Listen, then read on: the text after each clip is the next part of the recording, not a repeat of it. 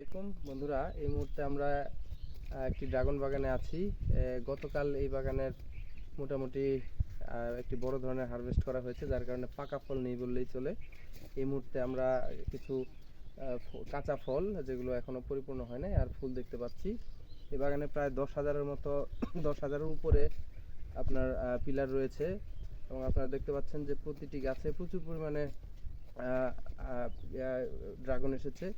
এই ড্রাগনগুলো সরাসরি গ্রেডিংয়ের মাধ্যমে ঢাকাতে চলে যায়।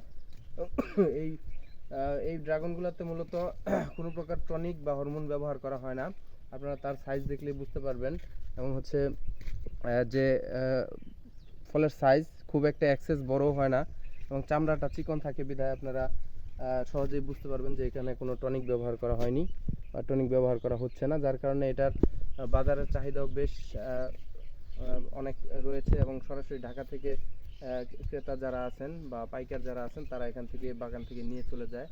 আজকে আমি ওনাদের সাথে কথা বললাম যে এ গ্রেডের যে ড্রাগনগুলো সেগুলো 150 থেকে 160 টাকা পাইকারি বিক্রি হচ্ছে এবং তার নিচের গ্রেডেরগুলি বা সাইজ যেগুলোর একটু ছোট সেগুলো আরেকটু কম দামে বিক্রি হচ্ছে।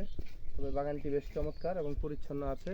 এই বছর হয়তো বা আর 2 থেকে 3 মাস ফল থাকবে, এরপর আবার পরিচর্যার জন্য এবং কাটিংয়ের জন্য পরের বছরের জন্য রেখে দেওয়া হবে। ধন্যবাদ সবাইকে।